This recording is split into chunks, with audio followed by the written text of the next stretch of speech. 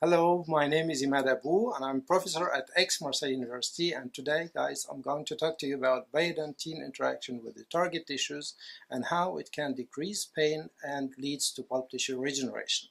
So as you all know, among the numerous applications with biodentine is that can be directly applied onto the pulp or indirectly, which is called indirect pulp capping. And in both situations, as you all know, the major factor for the success of this treatment is to eliminate bacteria. If you eliminate bacteria, you are successful. If you do not eliminate bacteria, you will get an inflammation, and with inflammation you will get pain. And this is why the patient will come to complain to you in your private practice. So you understand also that the choice of the material is very important, because the material should not allow the penetration of bacteria into the pulp. Otherwise, again, you will get the inflammation and no regeneration.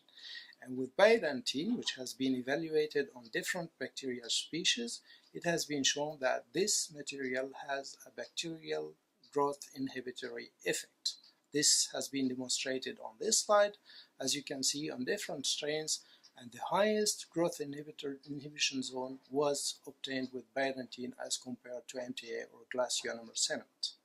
So this is one of the important factors, but in any way, if the choice of the material is not the right one and you get a bacterial infiltration, then you go to some inflammation of the pulp and the people will complain, the patients will complain of pain. And this is one of the major problems. The question is, can we investigate the pain feeling in vitro? This was a major influence and a major factor that we needed to study. And one of the things that came to us quite often from practitioners is to say that our patients come with an amalgam restoration or resin composite restoration. When they come, we remove it because the patients complain of pain. We put biodentine and the pain just disappears. So we wondered if when we apply biodentine, if this biodentine can decrease the pain sensation of the patients. So what you see here, odontoblasts have a process which goes deep into the dentin, and these odontoblasts act as sensor cells. Why do they act as sensor cells? Because they express what we call transient receptor potential channels. These channels act as pain sensors because with these receptors the odontoblast feels noxious cold, and with some other receptors they can feel noxious heat, mechanical stimulation, and chemical stimulation as well, for example to toxic compounds. So this odontoblast express the receptor as you see here, but the expression of this receptor is low. This is exactly what you see on this slide, on the second slide, which is in red. The third slide is just in blue, just to show you this is a control. Then when you look at the same type of tooth when it is inflamed, this is a carious tooth. What you see is the injury side. This is what you see here. And then when you look down on this part, you will see that this is the same slide with another staining. And then when you look at the expression of this receptor, you notice that in carious injuries, it increases. The increase is very high, and this increase that you see here is more intense than in the healthy teeth.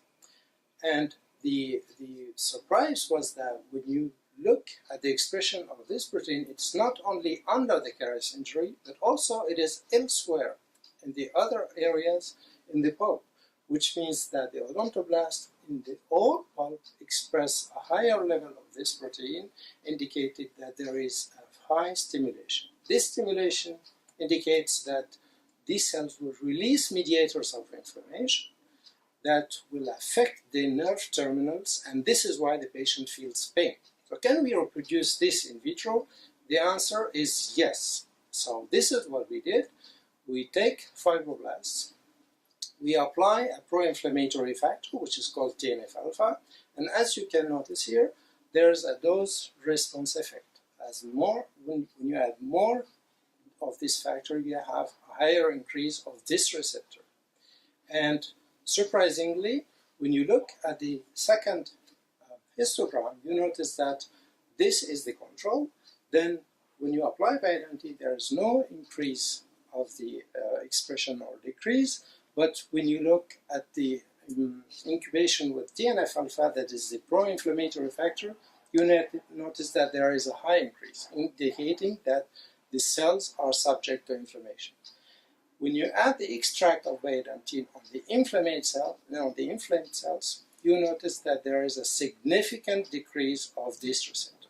This means one thing which is very clear: when we apply biodentine on inflamed cells, there is a decrease in the expression of this receptor.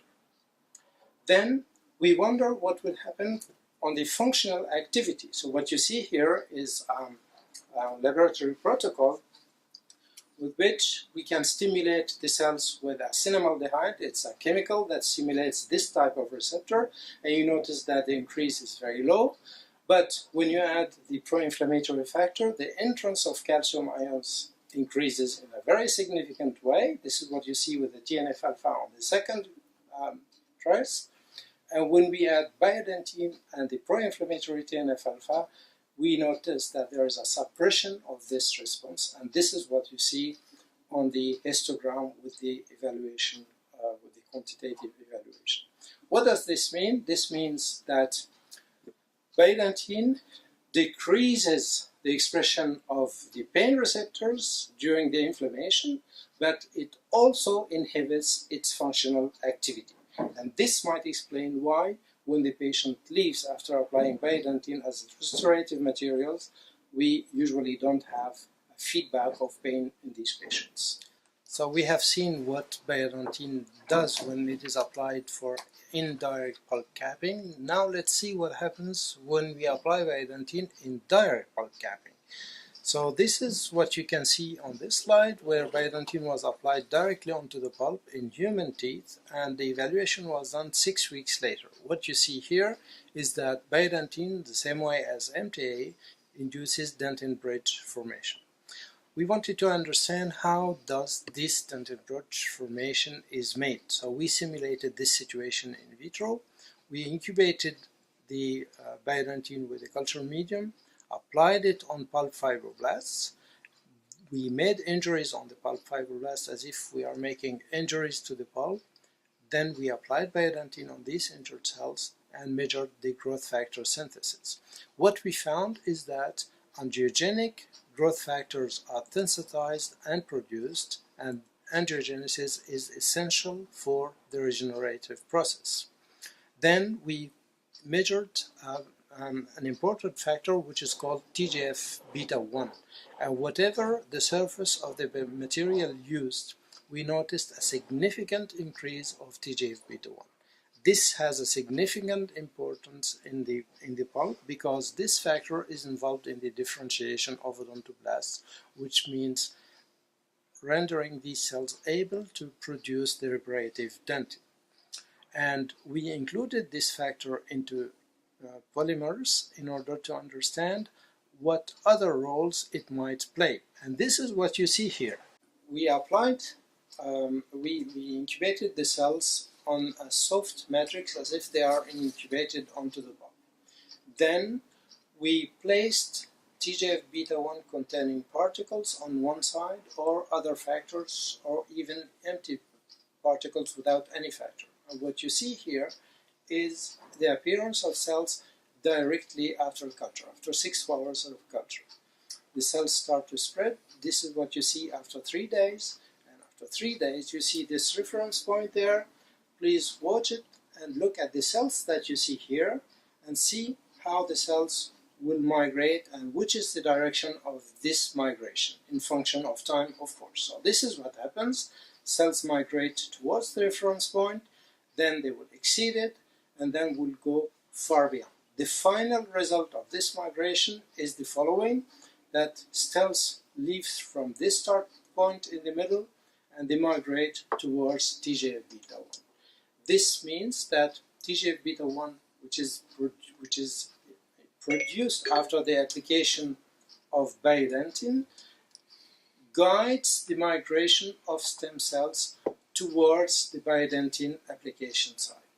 And since we can apply this material at any surface area, it means that we can apply it also for pulpotomy. And this is what has been shown recently.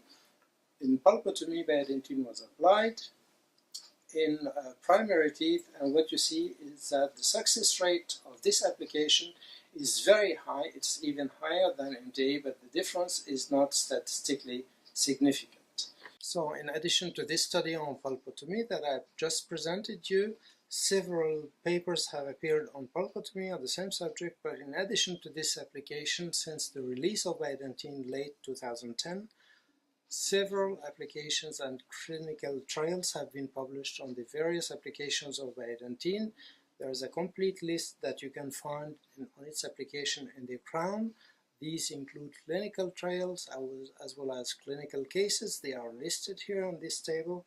And you can also find the clinical applications and the published ones in the root. And there is a complete list in this table as well. And the whole story that I just told you, you can find it written in a review in the Italian Journal of Endodontics. This will be published in 2016. I think it will appear in November. So the conclusions of this presentation is that Biodentine, as you have noticed, is a biocompatible and bioactive material.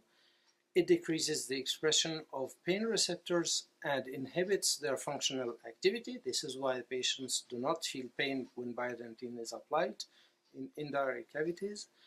This material can be applied safely onto the pulp, whatever the cavity size. This explains why it can be used even in pulpotomy. Its application directly onto the pulp induces mineralization and dentin bridge formation. And this formation implies that there is no inflammation, because inflammation precedes regeneration. And this regeneration seems to be due to the increasing of the secretion of TGF-beta1, which attracts stem cells to Biodentine application site, and these cells will synthesize and regenerate the missing dentin. Thank you guys for listening to me. It was a great time. Thank you very much.